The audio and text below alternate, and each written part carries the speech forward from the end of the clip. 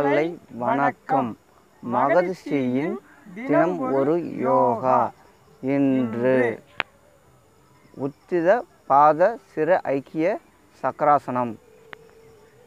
இன்று பார்க்க இருப்பது உத்தித பாத சிர ஐக்கிய சக்கராசனம். அந்த ஆசனம் செய்வதற்கு முன்னால் சில எளிய பயிற்சிகளை இப்பொழுது செய்வோம். காலை நீட்டி வச்சுட்டு காலை அடுத்த கால்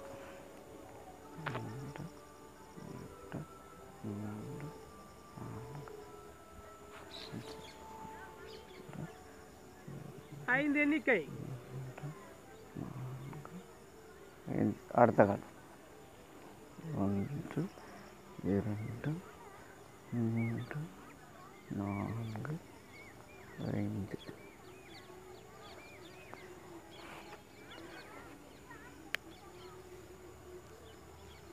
நம்ம யோகா செய்கிறதுக்கு முன்னாடி இந்த எளிய பயிற்சிலாம் செஞ்சுட்டு யோகாவுக்கு செய்ய போனோம்னா நம்மளுக்கு செய்கிறது கொஞ்சம் ஈஸியாக இருக்கும். அதுக்காக தான் இந்த எளிய யோகா செய்கிறதுக்கு முன்னாடி இந்த எளிய பயிற்சிலாம் நம்ம செஞ்சுக்கிறோம்.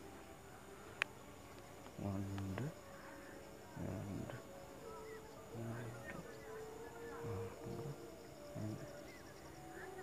இப்போ யோக நிலைக்கு செல்கிறோம்.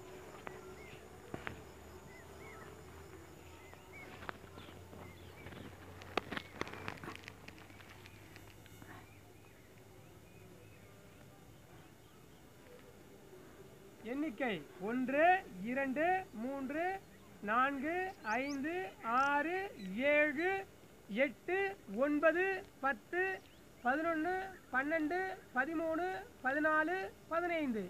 ஓய்வு சிறிது கலைத்து விட்டு மூச்சு கவனிக்க வாருங்கள். பொறுமையாக ஆசனங்களை கலைத்து மூச்சை நன்றாக கவனியுங்கள். 5 எண்ணிக்கை மூச்சை நன்றாக சுகாசனத்தில் அமர்ந்து சின்முத்திரை வச்சுட்டு ஒரு 5 எண்ணிக்கை மூச்சை நன்றாக இழுத்து விடணும்.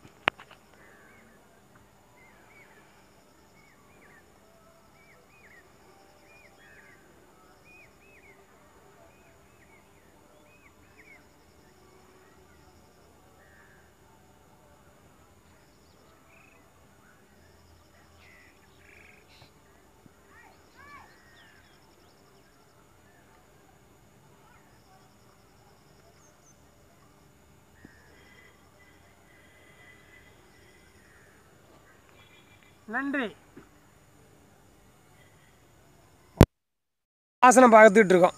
அதேமாரி தினமும் ஒரு பழங்களை பற்றி உங்களுக்காக வர்ணனையை சொல்லிக்கிட்டு இருக்கோம். எதுக்காக சொல்கிறோம்? இப்படிலாம் சொன்னாச்சும் நீங்கள் அந்த இதெல்லாம் சரி செய்து உங்கள் உடல்நிலையை பாதுகாத்துப்பீங்க அப்படிங்கிறதுக்காக இது எல்லாத்தையும் சொல்கிறோம்.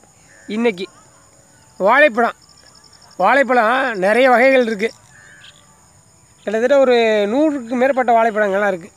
நமக்கு தெரிஞ்சது பார்த்திங்கன்னா ஒரு 5-6 பழம் உங்களுக்கு சொல்லலாம். அப்படியே சரசரன்னு சொன்னால் மொந்தம்பழம், பூவம்பழம், பச்சை வாழை, பச்சை நாடான், ராஜா வாழை, அப்படி ஒரு 5-6 வாழைப்பழங்கள்லாம் சொல்லுவோம். பேயன் வாழை அப்படின்னு சொல்லுவோம். ஆனால் ஒவ்வொரு வாழையும் ஒவ்வொரு மகத்துவத்தை கொண்டது. வாழைப்பழத்தை பற்றி சொல்லணுன்னா கிட்டத்தட்ட 4 நாள் கூட பேசலாம். அவ்வளோ பெரிய விஷயங்கள் இருக்குது. அந்த அத்தனை விஷயங்கள் அந்த வாழைப்பழத்தில் இருக்குது. அதான் பகவானுக்கு படைக்கும்போது வாழைப்பழங்களில் வந்து வச்சு படைக்கிறாங்க, எல்லோரும் சாப்பிடணுங்கிறதாக தான். ஏன் அந்த காலத்தில் எல்லாத்தையும் நம்ம கண்முன்னே கொண்டு வந்தாங்க, படைச்சா தான் சாப்பிடுவாங்க அப்படிங்கிறதாக தான் இதுமாரிலாம் கொண்டு வந்திருக்காங்க. சரி, வாழைப்பழத்தை பற்றி நிறைய சொல்லலாம். வாழைப்பழ பூ இருக்குது பார்த்தீங்களா, வயிற்று புண்ணில் ஆற்றும். வாழைத்தண்டு சாறு இருக்குங்களா, சிறுநீரக கல்லடையை போக்கும். வாழைப்பழ பட்டை சாறு இருக்குங்களா, பாம்பு கடி நஞ்சை முறிக்கும்.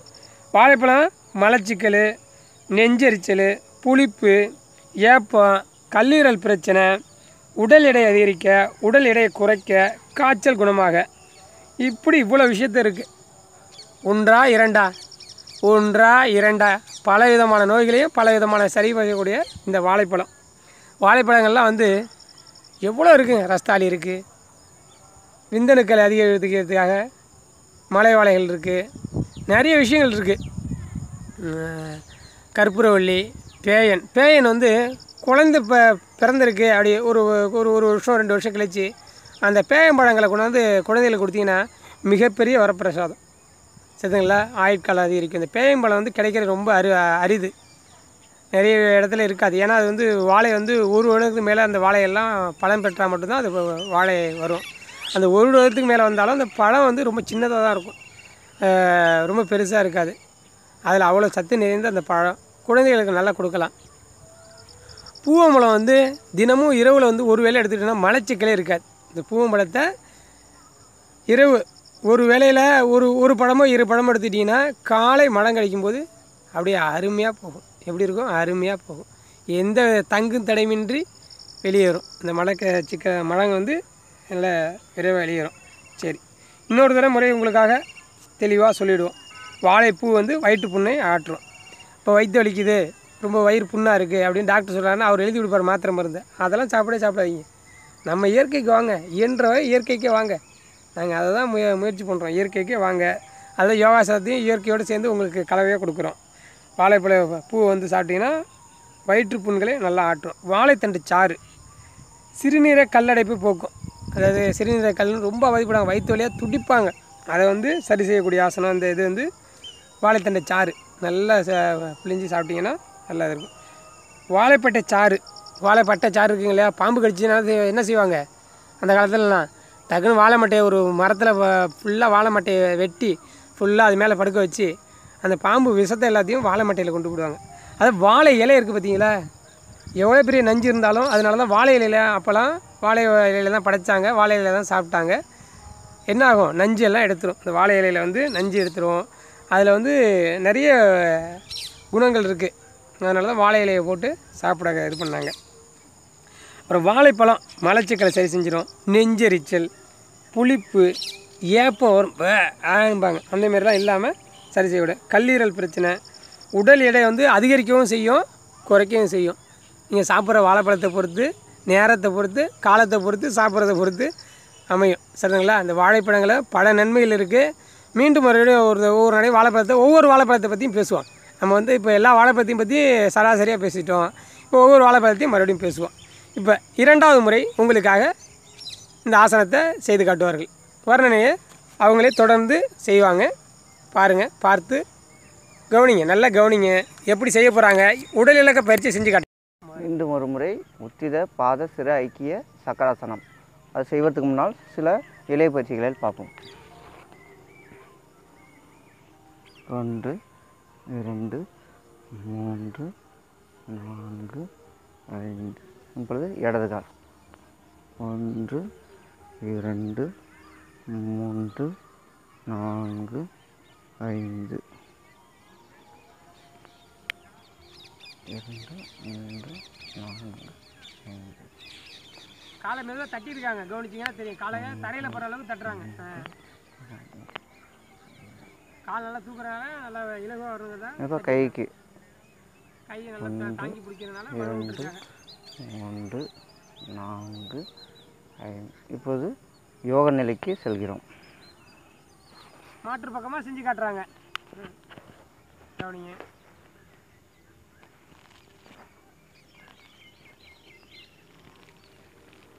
பொறுமையாக தூக்கிட்டாங்க, காலை தூக்கிட்டாங்க, கவனிங்க. ஃபுல்லாக தூக்கிட்டாங்க. அவ்வளோதான். காலை கொண்டு முட்டிக்கு மேலே பொறுமையாக வச்சுட்டாங்க. எண்ணிக்கை 1 2 3 4 5 6 7 8 9 10 11 12 13 14 15. மெதுவாக ஆசனத்தை கலைக்கவும்.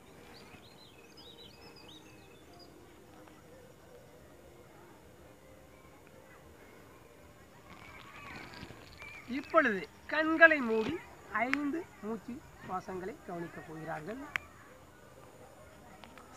சுகாசனத்தில் அமர்ந்து கையில் சின்முத்திரை வைத்து ஒரு 5 மூச்சை நன்றாக கவனிக்க வேண்டும். இழுத்து விட வேண்டும் ஒரு 5 முறை.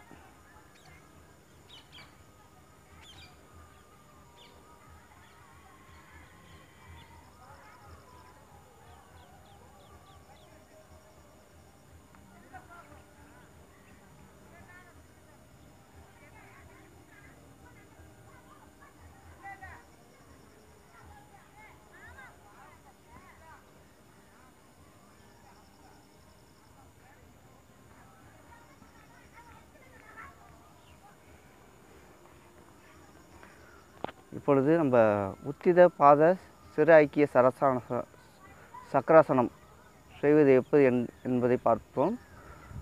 உத்தித பாத சிறு ஐக்கிய சக்கராசனம் செய்தால் ஏற்படும் நன்மைகளை பார்ப்போம். இப்போது நம்ம வந்து தலைகீழ நிற்கிறோம், அதனால் கண் பார்வை சீராகிறது, மூளை பலன் பெறுகின்றன, கை கால்கள் வலுவடைகின்றன, தைராய்டு பிரச்சனைகள் நீக்கப்படுகின்றன, முதுகு தண்டுவடம் வலுப்பெறுகின்றன, தலைப்பகுதியில் உள்ள நரம்பு மண்டலங்கள் சீராக இயங்குகிறது. உத்தித பாத சிறு ஐக்கிய சக்கராசனம் செய்வதால் ஏற்படும் பலன்களை மீண்டும் ஒரு முறை பார்ப்போம். கண் பார்வை சீரடைகிறது, மூளை நன்றாக இயங்குகின்றது, கை கால்கள் வலுவடைகிறது, தைராய்டு பிரச்சனைகள் நீக்கப்படுகின்றன, முதுகு தண்டுவடம் வலுப்பெறுகின்றன, தலைப்பகுதி நரம்பு மண்டலம் சீராக இயக்கம் பெறுகின்றன. இப்போ வந்து நம்ம யோகாலாம் செஞ்சு பலன் பெறணும். நம்ம அதேமாரி சில பேர்லாம் தண்ணி அதிகமாக நம்ம குடிக்கிறதில்ல. ஒரு நாளைக்கு குறைஞ்சது ஒரு 7-8 டம்ளர்னாச்சும் தண்ணி குடிக்கணும். இப்போ உத்தித பாத சக்கராசனம் சிறு ஐக்கிய சக்கராசனம் செய்வதால் ஏற்படும் பலன்களை பார்த்தோம். நன்றி. தெளிவாக சொல்லிட்டாங்க. இந்த உத்தித புத்திவாசனத்தோட பலன்களை தெளிவாக சொல்லிட்டாங்க. சில விஷயங்களை வந்து நிறைய கவனிக்கணும் நம்ம. இப்போ இந்த இதுலேயே வந்து கண் பார்வை நல்லா தெரிஞ்சிருக்கும். அதில் நல்லா கவனித்தோம்னா கண்களுக்கு ரத்தம் ஓட்டுறதுல கண் பார்வை, அது முகத்தில் உள்ள அனைத்து பகுதிகளுக்கும் ரத்த ஓட்ட நாளங்கள் நல்லா சரியாயிடும். இப்போ அது அந்தமாரி இருக்கு வந்துடும். அப்புறம் சின்ன விஷயம்தான், கனவு காண்பவர்களால் வானத்தை வசப்படுத்த முடியும். தொலைநோக்கு பார்வை, தன்னம்பிக்கை, விடாமுயற்சி, சாமர்த்தியம் ஆகியவற்றை ஆயுதமாக கொண்டால் நம்மாலும் வானத்தை வசப்படுத்த முடியும். இதற்கு மைக்ரோசாஃப்ட் பில்கேட்ஸ் அவர்களின் ஒரு எடுத்துக்காட்டு.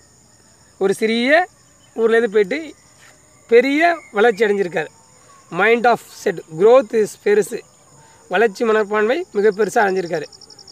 அதுதான் இந்தமாரி யோகா செஞ்சிங்கன்னா பலவிதமான நன்மைகள் கிடைக்கும். அதுக்காக தான் இந்த விஷயங்கள்லாம் இடையிடையில உங்களுக்கு சின்ன சின்ன கற்பனைகளோட நகைச்சுவைகள் கற்பனைகள் என்ன தேவையோ அதை உங்களுக்காக வெளிப்படுத்துகிறோம். தினமும் இந்த யோகாவை பாருங்கள். நீங்கள் மட்டும் பார்க்காம உற்றார் உறவினர்கள் நண்பர்கள் அனைவருக்கும் இதை சொல்லுங்கள். அது இல்லாமல் கமெண்ட்ஸ், நீங்கள் கொடுக்கக்கூடிய இந்த கமெண்ட்ஸ் தான் எங்களை உற்சாகப்படுத்துது. நீங்கள் கொடுக்கக்கூடிய லைக் தான் எங்களை வானம் வசப்படும் வரை வாழ்ந்து பார்க்குறோம். நாங்களும் ஆசனங்களை தினமும் கொண்டு வந்து உங்களுக்காக கொடுக்குறோம். நீங்கள் செய்கிற கமெண்ட்ஸும் நீங்கள் கொடுக்குற உற்சாகம் தான் எங்களை வந்து மிகைப்படுத்த செய்யுது. எல்லா விஷயத்தையும் மிகைப்படுத்த செய்யுது. நேரத்தை அதிகப்படுத்தி பேச சொல்லுது. உங்களுக்கு நிறைய இன்னும் கொடுக்கணும் மேலே கொடுக்கணும் எங்களுக்கு தோணுது. ஆனால் தினமும் இந்த ஆசனங்களை பார்த்து மகிழுங்க. கமெண்ட்ஸ் பண்ணுங்கள், லைக் பண்ணுங்கள், ஷேர் பண்ணுங்கள், சப்ஸ்கிரைப் பண்ணுங்கள். புதுசாக பண்ணாதவங்களுக்கு உங்கள் நண்பர்களுக்கெல்லாம் சொல்லி சப்ஸ்கிரைப் பண்ண சொல்லுங்கள். பண்ணி தினமும் பாருங்கள், பார்த்து மகிழுங்க. தினமும் காலை 5:30 மணிக்கு வெளியேறுகிறது. பார்த்து மகிழுங்கள். நன்றி, வணக்கம்.